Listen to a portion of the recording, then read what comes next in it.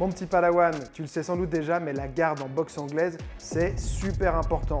Si à chaque fois qu'on t'attaque, tu ne peux pas compter dessus, que ta garde c'est une vraie passoire, c'est un vrai problème. Dans cette vidéo, je vais t'aider à résoudre ce problème en te parlant des 3 erreurs les plus fréquentes et bien sûr comment s'en débarrasser.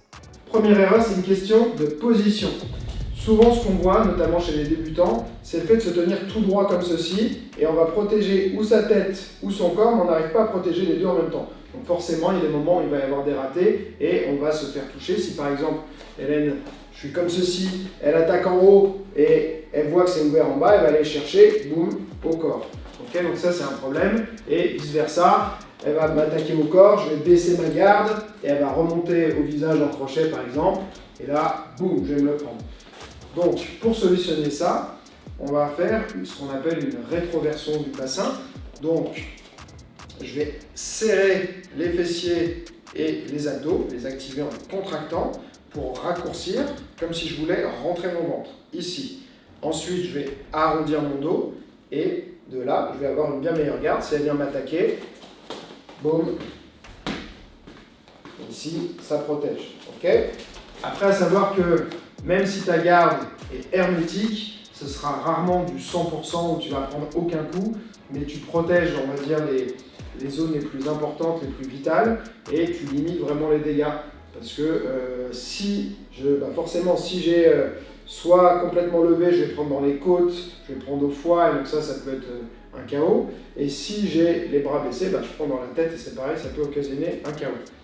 Deuxième erreur, la position de tes bras. Il faut que les bras soient le long du corps, comme ceci. Ce qu'on voit souvent chez les débutants, c'est en fait, comme il y a une appréhension un peu des coups, on va avoir tendance à vouloir protéger tout ce qui vient devant. Donc, on va serrer sa garde devant comme ceci. On se dit que Mike Tyson faisait ça, mais si on regarde bien, en réalité, il protégeait quand même bien ses côtes, il n'avait pas la garde serrée en bas. Ce qu'il faut, c'est faire une sorte de triangle, comme ceci.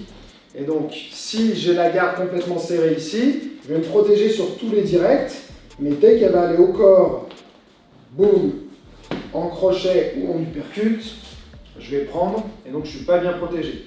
Donc pour ça, on a toujours donc sa position recroquevillée, les mains de chaque côté du visage, ça pourra un petit peu se moduler, mais surtout, on va aller protéger ses côtes et les côtés avec ses avant-bras et ses coudes. Okay, donc ici, si elle veut venir m'attaquer, voilà, je me protège. Si elle va sur les côtés, boum, voilà, je suis protégé. Donc très important, la position ici, le long du corps et collé aux côtes comme ceci. Troisième erreur, ça va être de ne pas réussir à conserver sa garde collée à soi quand on nous attaque et d'avoir les bras qui se décollent. Donc souvent, pareil, encore une fois, c'est lié un peu à l'appréhension des coups et de la douleur, mais quand on nous attaque, on va avoir tendance un peu à mettre ses bras en avant et en fait, dès qu'il va y avoir de la force, on va avoir les coups qui vont venir nous taper. Et souvent, c'est la même chose, c'est que je peux avoir une bonne garde au départ, puis quand on m'attaque, je fais ça, donc je me découvre ici, en bas, là, boum, voilà. Et si j'ai la garde décollée, je me prends mes gants quand elle attaque en direct, et les crochets vont passer à la tête aussi, on dira boum, et l'autre côté, boum. Ok.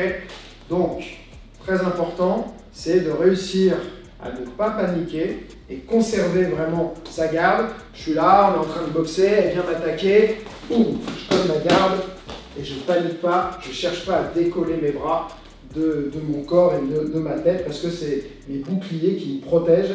Si je les retire, je ne suis plus protégé, il va y avoir tout de suite beaucoup plus d'espace pour Hélène pour réussir à me toucher efficacement.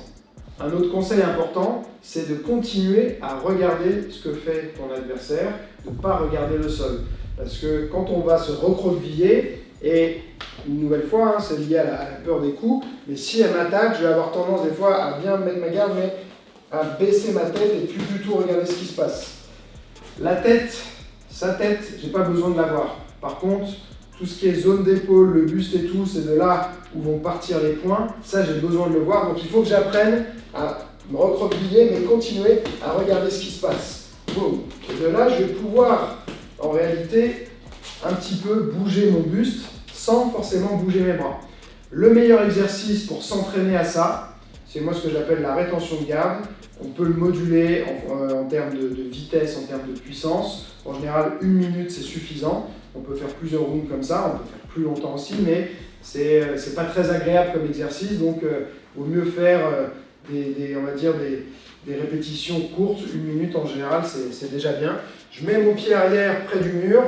Alors je ne suis pas obligé moi de me coller contre le mur, mais voilà, je ne dois pas déplacer mes appuis. Et pendant 1 minute, elle va m'attaquer non-stop, plus ou moins fort, et moi je vais devoir résister à cette envie d'écarter les bras, de lever mes bras dans tous les sens. Par contre, je peux bouger un peu mon buste, notamment quand il y a des moments où je vois que ça va aller au corps. Si je sens que je ne suis pas assez complètement hermétique, je peux aller m'incliner. Si de temps en temps je vois que ça arrive au milieu, ou même qu'il y a un uppercut qui risque de passer, je peux tourner un petit peu mon buste, pour on va dire fermer les angles qui seraient ouverts, et parfois ça peut être aussi pour absorber un petit peu les coups. Donc là, elle m'attaque, boum, voilà, je continue, d'où l'importance de réussir à voir ce qui se passe, voilà, là je m'incline, boum.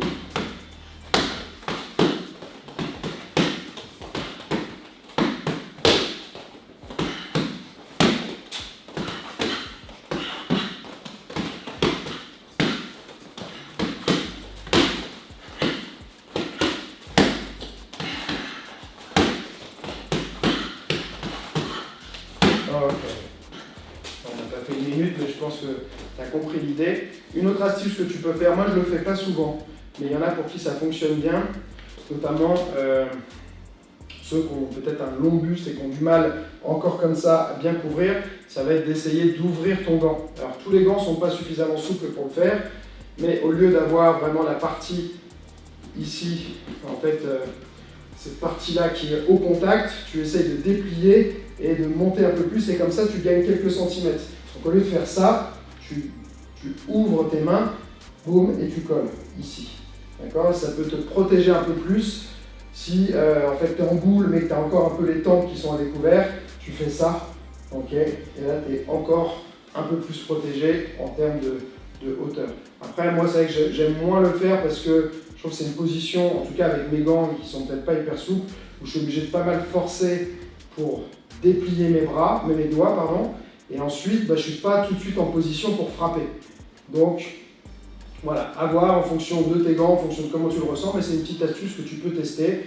Boum, tu ouvres les gants et tu colles comme ceci. D'accord? Après, c'est juste, tu verras, il faut réussir à bien tout de suite se repositionner pour frapper et contrer, parce que l'idée aussi, bien sûr, c'est de ne pas rester à subir comme ça. Là, l'exercice qu'on fait, c'est un exercice pour s'habituer à prendre confiance dans sa garde, mais derrière, l'idée, c'est quand il y a une série de coups, ça, c'est plus à faire quand tu es débordé, que tu n'as pas réussi à te déplacer, que tu n'as pas réussi à mettre en place des esquives, des blocages qui sont plus proactifs.